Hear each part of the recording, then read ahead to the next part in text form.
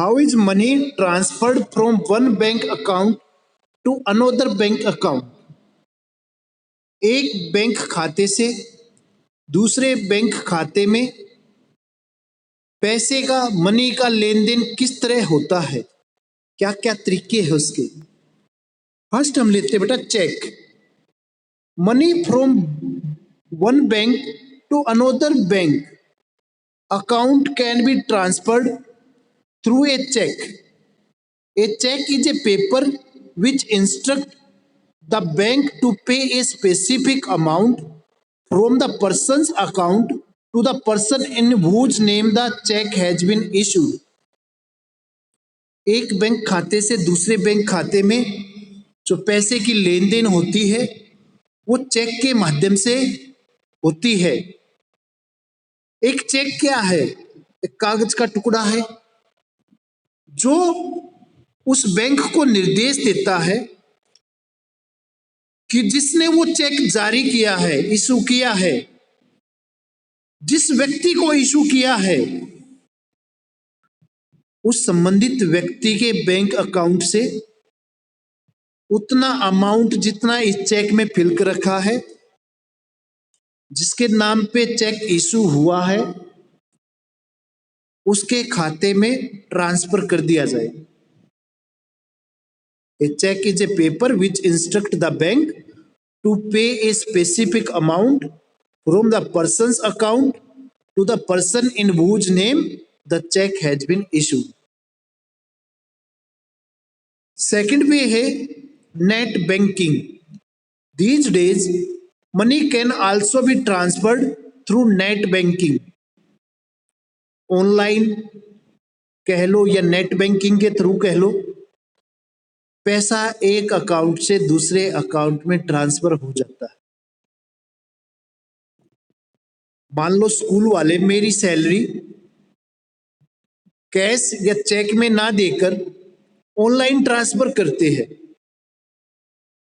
या अब जैसे हम किसानों ने अपना अनाज सरकार को बेचा मंडी में, तो वो हमारा जो पैसा है, हमारी जो कीमत है उस अनाज की, वो सीधे डायरेक्ट हमारे बैंक अकाउंट में ट्रांसफर कर देते हैं। या तुमने देखा होगा पेटीएम के थ्रू, भीम ऐप या दूसरे इस तरह के जो एप्लीकेशंस है, उनके थ्रू एक बैंक अकाउंट से दूसरे बैंक अकाउंट में पैसा ट्रांसफर हो जाता है। थर्ड हम लेते हैं demand draft. Money can also be transferred through demand draft.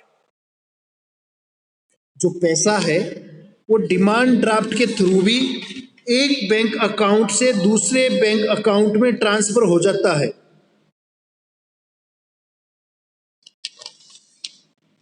Next question है बेटा अपना, explain the loan activities of banks. जो बैंक है उसकी जो लोन एक्टिविटीज है वो क्या है? फर्स्ट हम कहते हैं, या फंक्शन हम बोल सकते हैं इसको, accepting deposits and lending money are the primary function of a bank. कोई भी बैंक है, उस बैंक का जो मुख्य कार्य है वो है लोगों से उनकी जमा पूंजी स्वीकार करना और उस जमा पूंजी का कुछ हिस्सा अपने पास रखकर बाकी हिस्सा लोन या इन्वेस्ट करना। Second, bank keep only a small portion of their deposits as cash with themselves. For example, bank in India these days hold about 15% of their deposits as cash. This is kept as a provision to pay the depositors who might come to withdraw money from the bank. आज bank क्या करते हैं? Bank उनके पास जो कुल जमा पूंजी है उसका केवल 15% भाग अपने पास कैश के रूप में रखते हैं, बाकी डिपॉजिट को वो लोन या इन्वेस्ट कर देंगे, लोन के रूप में दे देंगे।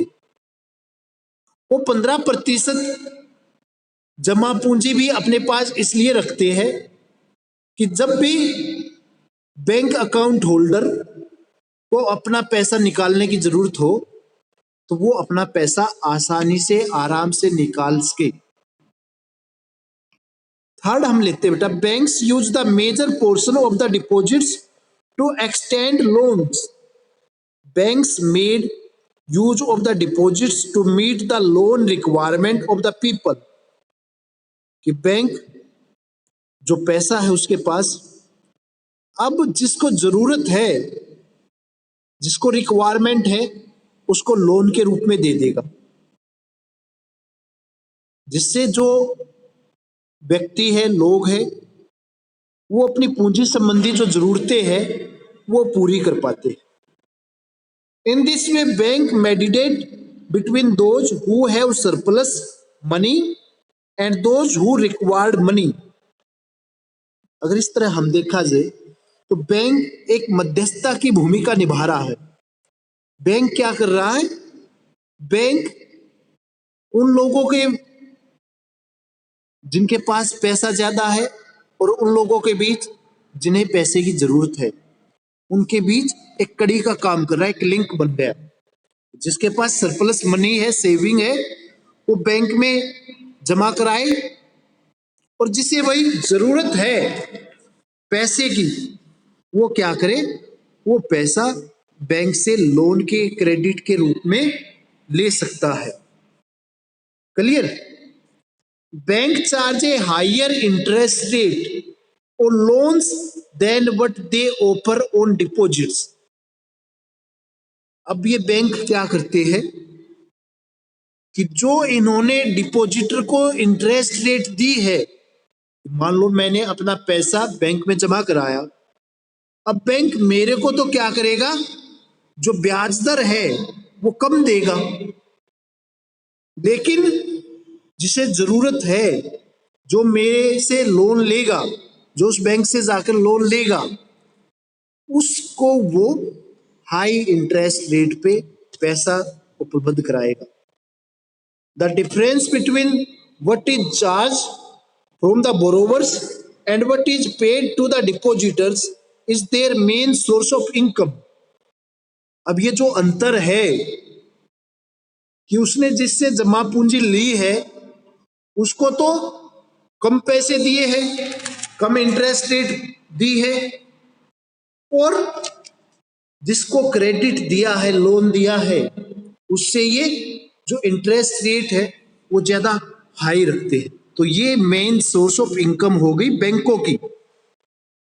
इसी तरह नेक्स्ट क्वेश्चन एक आता है अपना, explain with examples the role of banks in the economic development of the country. कि जो बैंक है उनकी क्या भूमिका है देश के आर्थिक विकास में। फर्स्ट वही जहां से हमने लास्ट क्वेश्चन छोड़ा, banks meditate between those who have surplus money and those who need money. कि भाई बैंक एक कड़ी का काम करता है, एक मध्यस्थता की भूमिका निभाता है। जिन लोगों के पास अतिरिक्त पूंजी है, सेविंग है, उनके बीच, और जिन लोगों को पैसे की क्रेडिट के रूप में, लोन के रूप में रिक्वायरमेंट है, तो इन दोनों व्यक्तियों के बीच में बैंक एक मध्यस्थता की, एक बिचौलिए की भूमिका अदा कर रहा है। Banks take deposits from those who have surplus money, they keep only a small proportion of deposits as cash with themselves and use the major portion of the deposits to extend loans। Bank तो अपने पास केवल 15% कुल जमा पूंजी का भाग रखता है, और बाकी जो जमा पूंजी है उसको वो लोन देगा लोगों को जिसको रिक्वायरमेंट है। Cheap and affordable credit is crucial in modern business और for the development of the country. देश के विकास के लिए, आज के जो बिजनेस है हमारे, उनके विकास के लिए जो सस्ता, आसान से मिलने वाला क्रेडिट है, लोन है, वो काफी मुख्य भूमिका निभाता है। It helps to meet the working capital needs of production and in setting up new industries और ट्रेड इन गुड्स। ये बैंक जो है ये पूंजी के स्रोत के रूप में, क्रेडिट के स्रोत के रूप में बने हुए हैं। इस क्रेडिट, इस लोन की सहायता से अब बहुत सारे ऐसे कैपेबल पर्सन है जो अपनी कोई नई small scale manufacturing units, industries लगा सकते हैं। Banks account for 25% of rural credit in India. In this way, bank help in increasing economic activities of the borrowers. If credit is available to the poor people on reasonable terms and conditions, it can improve the economic conditions of the poorest peoples. अगर भाई गरीब लोगों को आसानी से कम charges पर credit मिल जाए, पैसा मिल जाए, तो जो गरीब लोग हैं उस पैसे की, उस क्रेडिट की मदद से अपनी जो आर्थिक स्टेटस है, अपनी जो आर्थिक स्थिति है, उसमें सुधार ला सकते हैं।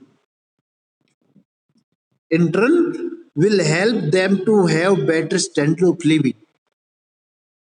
अब भाई इस क्रेडिट से हम अपना काम धंधा, अपनी जो अर्निंग के, लिविंग के सोर्सेज है वो पैदा कर सकते हैं, उनमें वृद्धि कर सकते हैं और अपनी जो लिविंग स्टैंडर्ड है, अपने जो अर्निंग सोर्सेज है उनमें इजाफा कर सकते हैं। नेक्स्ट क्वेश्चन अपना है बेटा, self help groups, SHG groups. What are the self help groups? हम देखते हैं लेकिन कई बार सोचते या समझते नहीं है उन चीजों के बारे में।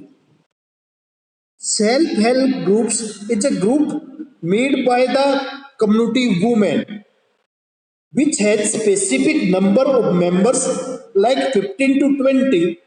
In such a group, the poorest women would come together for emergency, disaster, social region, economic support to other, etc. Self help group क्या है? Self help groups it's a group made by the community women.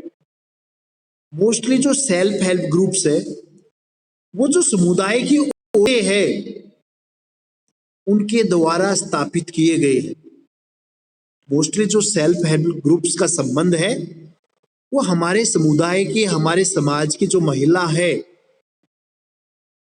उनके संगठन से है। which has specific number of members like 15 to 20। जो ये self help groups है इसमें 15 से 20 महिला सदस्य हो सकती है। In such a group the poorest women would come together for emergency, disaster, social reason, economic support etcetera. ये महिलाएं इस सेल्फ हेल्प ग्रुप का निर्माण क्यों करती है? ताकि आपातकालीन अवस्था में, किसी आपदा में, किसी सामाजिक कारण से या एक दूसरे की, जो इस ग्रुप में शामिल महिलाएं हैं उनकी एक दूसरे की मदद कर सके, इसके लिए, इन उद्देश्यों के लिए इन महिलाओं ने अपने सेल्फ हेल्प ग्रुप बना रखे हैं। ठीक, क्लियर? सेल्फ हेल्प ग्रुप क्या है? Self help groups is a group made by the community women.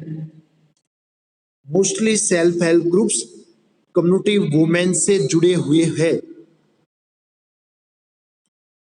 Self help groups can have 15 to 20 members, usually belonging to the same village. Saving per member can from 25 to 100 rupees or more depending on the ability of the people and the strength of the group। जो ये self help group है ना बेटा, इसमें क्या है, जो इसकी मेंबर है, जिसके मेंबर्स है, वे हर महीने 25 से लेकर 100 रुपए तक सेविंग करते हैं, कंट्रीब्यूशन करते हैं। अपने सेल्फ हेल्प ग्रुप्स के नाम से बैंक में जाकर एक अकाउंट खुलवा लेंगे। अब उस अकाउंट में हर मेंबर 25 से लेकर 100 रुपए तक, जितनी भी उसकी इकोनॉमिक कंडीशंस है, जितना वो कंट्रीब्यूशन दे सकता है, यानी कि बाध्यता है कि 25 करने होंगे, तेरे को 100 करने होंगे, इस तरह की कोई बाध्यता नहीं है। निश्चित क्या कर दी, सिर्फ 25 से लेकर 100 रुपए पर मेंबर हर महीने सेविंग करनी पड़ेगी। The self help groups provide loans to their members at a reasonable rate. अब बात यह है कि जो इस सेल्फ हेल्प ग्रुप ने सेविंग की है, अब उस पैसे का ये क्या करेगी।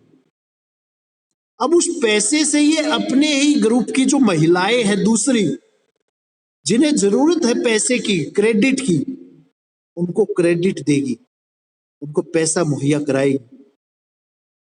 कि मान लो 15 मेंबर है, उस 15 में से किसी एक को जरूरत पड़ जाए पैसे की, तो ये अपना जो बैंक अकाउंट है जहां पर इन्होंने सबने मिलकर कंट्रीब्यूशन किया है, अब उस पैसे से ये उस महिला को पैसा दे देगी, क्रेडिट दे देगी। ठीक है। दूसरी चीज, हालांकि लिमिटेड है इनके पास पैसा, तो लिमिटेड ही ये क्रेडिट दे पाती है। अब फायदा ये होता है कि भाई ये जब ग्रुप अपने किसी मेंबर को क्रेडिट देते हैं, तो उस क्रेडिट देते समय किसी तरह की कोलेटरल की जरूरत नहीं होती है। They does not ask for any collateral to take credit और loan from the self help groups. कि भाई किसी भी कोलेटरल की जो बैंक है, बैंक से कोऑपरेटिव सोसाइटी से जब ये लोन लेने जाएंगे, क्रेडिट लेने जाएंगे, तो कोलेटरल की डिमांड करेंगे। तो इन लोगों को यही फैसिलिटी मिल रही है कि भाई यहां पर इन्हें किसी तरह की कोई कोलेटरल की जरूरत नहीं है। दूसरी चीज, अब फायदा इसका एक और है। In the recent years many commercial and cooperative banks have provided loans to these self help groups for releasing mortgaged land, for meeting working capital needs, for housing materials, for acquiring assets like sewing machines, handlooms, cattle, etc. कि भाई आज बहुत सारे जो commercial bank है, जो cooperative societies है, वो आगे आ रही है।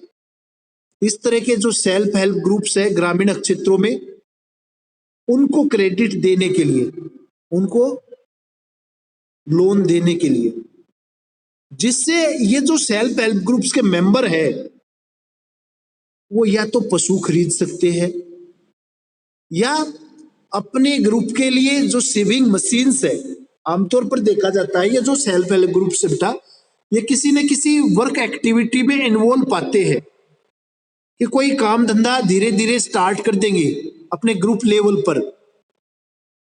माला बनाने का, कपड़े सिलने का, ऊनी कपड़े बनाने का, मैट चटाई बनाने का, दरी बनाने का, इस तरह के बहुत सारी जो वर्किंग एक्टिविटी है उनमें ये स्टार्ट हो जाती है। तो ये बैंक अब आगे आने लगे हैं, सरकार हमारी आगे आने लगी है। अब हमारी सरकार भी ग्रामीण क्षेत्रों में जो सेल्फ हेल्प ग्रुप्स है उनको स्थापित करने पर बल दे रही है। ठीक है। दूसरी चीज, the most important feature of self help groups is that most of these groups are being organised by women. These are helping women to become financially self रिलिएंट।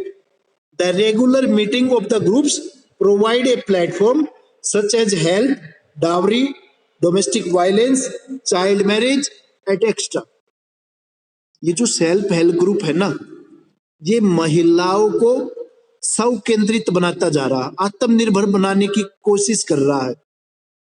ये एक ऐसा प्लेटफॉर्म मुहैया करा रहा है महिलाओं को, जहां पर आकर ये महिलाएं अपने जो सामाजिक मुद्दे हैं, जैसे डाउरी, चाइल्ड मैरिज की,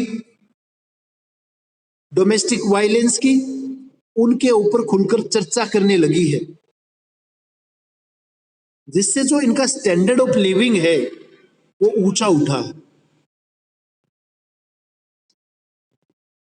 अगर इसके एडवांटेजेस की हम बात करें, नीचे दिख रखे, helps small borrowers overcome to problem of lack of collateral, help women to become self reliant, provides an alternate source of income to the family, provides a forum for addressing social issues, inculcates a savings habit in the community by providing with the loan when needed. It prevents them from falling into debt trap by borrowing from informal source. यानी कि सिर्फ एक platform मुहैया करा रहा है कि जहां पर महिलाएं एक सेल्फ कॉन्फिडेंस के साथ सेल्फ रिलियंट बन सकती है, आत्मनिर्भर बन सकती है, ऐसा मंच दे रहा है। एक साथ में जो सोशल इश्यूज है उनके ऊपर डिस्कस करने के लिए भी एक प्लेटफॉर्म प्रदान कर रहा है अब ये नहीं, जहां पर ये अपने सामाजिक आर्थिक मुद्दों पर बातचीत करती है। दूसरी चीज भाई, सेल्फ हेल्प ग्रुप अपने मेंबर्स की खुद मदद कर पा रहे हैं, जिससे जो मेंबर है इस ग्रुप्स के वो डेब्ट में नहीं फंसते, वो मनी लेंडर्स का जो डेब्ट ट्रैप्स है उसमें नहीं आ पाते। क्लियर?